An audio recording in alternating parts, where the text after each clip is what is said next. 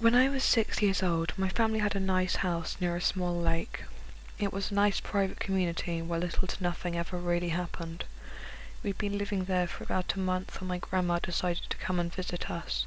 My little brother and I were out swimming and goofing around when we saw her car pull up the drive toward our house and raced to meet her.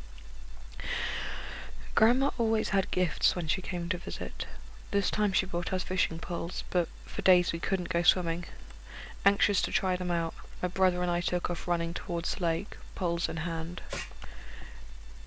Around dinner time, Mum called us back to the house to clean up and eat. Grandma had made us a special sloppy joes and homemade chocolate chip cookies for dessert. We ate quickly, knowing that Grandma would have a new story to tell us.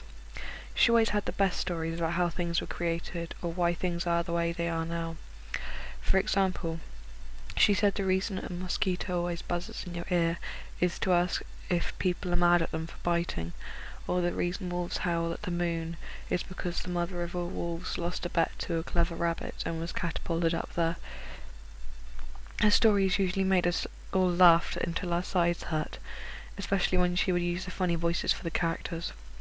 This story was different though. There were no funny animal voices. There was no crazy theory of something coming to existence. This story was scary. Once upon a time, there was a little boy who lived on a tiny island in the middle of the lake.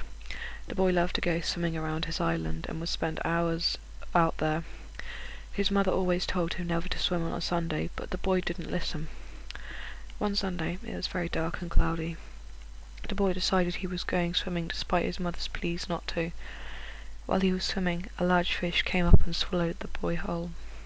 The boy and the fish were never seen again. You see, the fish had magical powers. It only appears when it's hungry, and only on Sundays. It said the fish is the devil's pet, but no one is sure. Once the fish digests its latest meal, it will come back and hunt once again. This could be a matter of weeks, months, or years. No one knows for sure. Needless to say, my brother and I were totally freaked out. We refused to go near the lake on Sundays for a long time for fear of getting swallowed by some mutant devil fish thing. This made my mother happy because Sunday was supposed to be family day. That was when everything went terribly wrong.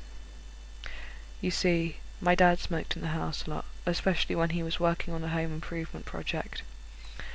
One afternoon he was applying lacquer to the back deck when his cigarette fell out of his mouth and into the pail of flammable liquid. The deck was covered in flames which spread to the house quickly. We all went running out towards the beach to escape the fire as he watched our home burn to the ground. As we were running, I noticed my shirt was on fire. Panic set in and I sprinted toward the water. I dove in without thinking and instantly felt the cool water kill the flame. It was then that I hear what my little brother was screaming. "Don't swim on Sundays!" That was the last time I saw my family. I have been in this fish's belly for longer than I can remember and honestly don't know who will find this story next, but whoever you are, I'm sorry I couldn't have lasted longer. It's not the fish's digestion that will kill you, it's you. The loneliness will drive you mad and you'll take your own life one day, just as I must do now, again.